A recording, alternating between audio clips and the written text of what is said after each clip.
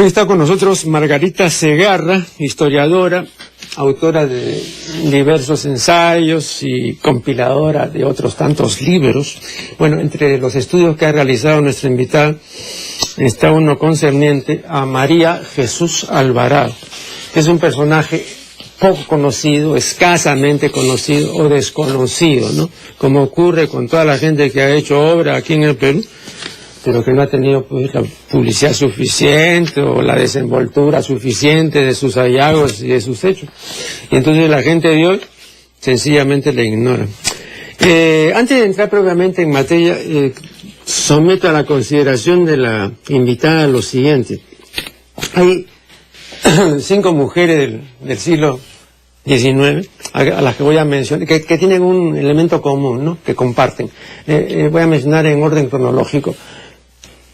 Teresa González, Mercedes Cabello, Clorinda Mato, Elvira García y María Jesús Alvarado. Bueno, todas ellas han sido provincianas, ninguna limeña. Teresa González nació en Ancash, Mercedes Cabello en Moquegua, Clorinda Mato en el Cusco, Elvira García en Lambayeque y en Ica, María Jesús Alvarado. Ahora, ¿este carácter provinciano de las 5 es una simple casualidad o merece una lectura distinta? Es una pregunta sumamente interesante y realmente habían muchas más mujeres escritoras, como Carolina Freire, que era tacneña, habrían otros casos también que estaban en Lima. Y es que Lima, de todas maneras, ya se mostraba con una fuerte tendencia centralista y tenía algunos espacios más para el desarrollo, pienso yo, de la actividad literaria. ¿Podría ser por ahí? En el caso de Teresa González de Fanning, el esposo era limeño. Ahora, ¿qué, con antecedentes, digamos, de la velada de la Gorriti? Sí, en esa época también hay un grupo de limeñas, pero también, bueno, están varias de las que usted ha mencionado, está Mercedes Moqueguana, ¿no? Pero está Carolina Freire, que es tacneña. Y sí, hay espacios acá que no, o sea, bueno, las veladas de Juana Manuela Gorriti fueron un espacio inédito, único, así ¿no? es.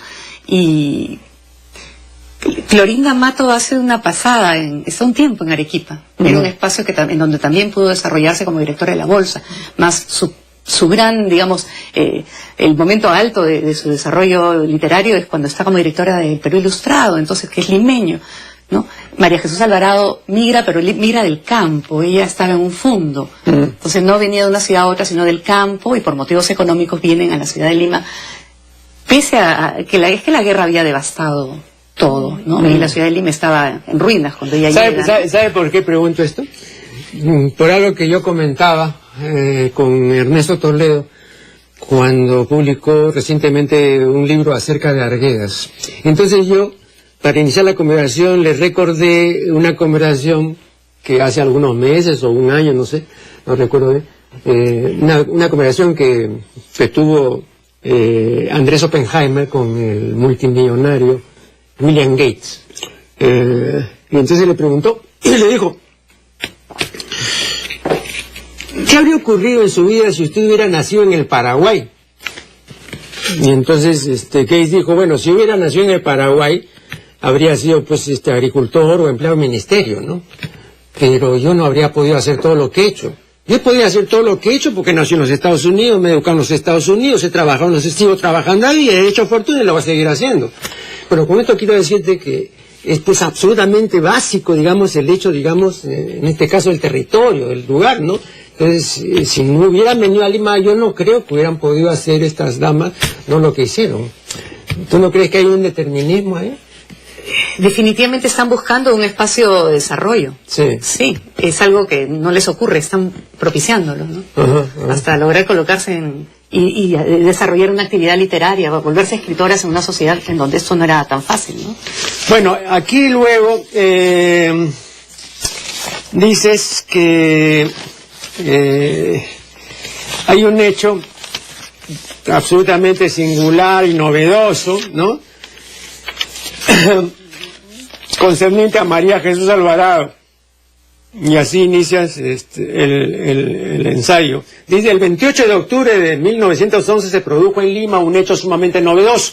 La joven escritora María Jesús Alvarado dio ante un nutrido público que se reunió en el local de la Sociedad Geográfica una conferencia a la que tituló El feminismo. Bueno, 4 años después, ¿no? O sea, en 1915, Emilio Gutiérrez, a solicitud de María Jesús Alvarado, dio una conferencia sobre feminismo, ¿no? A mí me sorprendió mucho esto, porque yo no me imaginaba a Emilio Gutiérrez, ¿no? Que era pues el polígrafo de la época, pues, ¿no? Un tipo singular, muy interesante, bueno, dando una conferencia sobre feminismo, ¿no? Pero esto quiere decir que digamos, los afanes de María Jesús ya habían marcado huella, y sencillamente había pues intelectuales de nota comprometidos en igual empeño, ¿no? Pero repito, ¿no? Me pareció singular también, ¿no? Sí, definitivamente algo que a mí me convocó me atrajo a hacer esta investigación era ver el apoyo que recibía del medio intelectual. Uh-huh.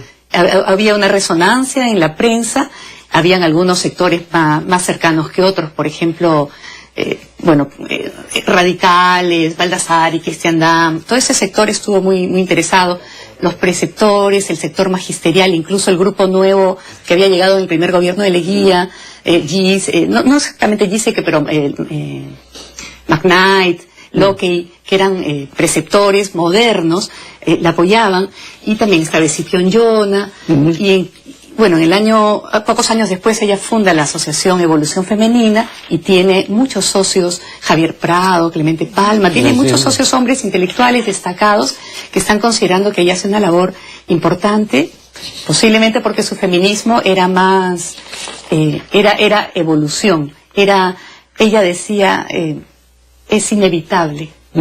Se está dando en los países desarrollados del mundo. Como ella era evolucionista, no es posible frenarlo. Lo que podemos hacer es apurarlo, más bien, mejorar nuestro nivel educacional, pero no se le puede frenar. Hay que abrirle campo. Y además enfatizaba mucho el rol de la mujer madre. Y creo que esto, unido a la igualdad de derechos, fue un mensaje que generó aceptación en los intelectuales de avanzada. No posiblemente en todos, porque ella no tuvo una labor fácil a partir de allí, pero su feminismo, su propuesta feminista era un tema que venía de las discusiones europeas, norteamericanas, y al doctor Gutiérrez Quintanilla lo conocía de la Asociación Proindígena, en donde estaban ambos presentes junto con Pedro Zulen, Nora Mayer y otros. Así es. Y no es casual que, digamos, mujeres que luchan por un sector de la sociedad, débiles de la sociedad como las mujeres, estén asociados a luchar por otros débiles, como en Estados Unidos la abolición de los esclavos, o en el Perú los indios, ¿no? Y así se conocieron Gutiérrez Quintanilla y... Ahora, aquí veo que mencionas en la página 493 el discurso científico racista. Y en la página 500 hablas del racismo científico, ¿no? Bueno, esto viene a colación porque ella también participaba de esta idea, de estas creencias, ¿no? De estos conceptos que muy posteriormente se llamaron racismo. Entonces a mí me parece que aquí hay una descontextuación.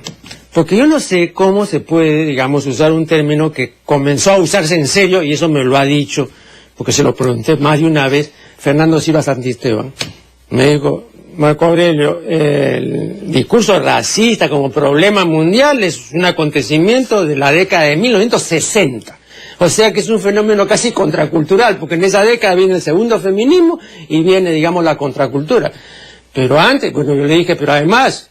la tríada, amor, sexo y matrimonio, también por ahí el asunto, ¿no? Entonces, menciono esto porque ella también participaba en ese sentido y también hablaba, digamos, de la degeneración que nos traía, pues, el Asia con, ¿no? Bueno, pero eso era general, o sea que, ¿sabes por qué lo menciono? Porque siento como un reproche. Bueno, habría que reprocharle a todo el mundo.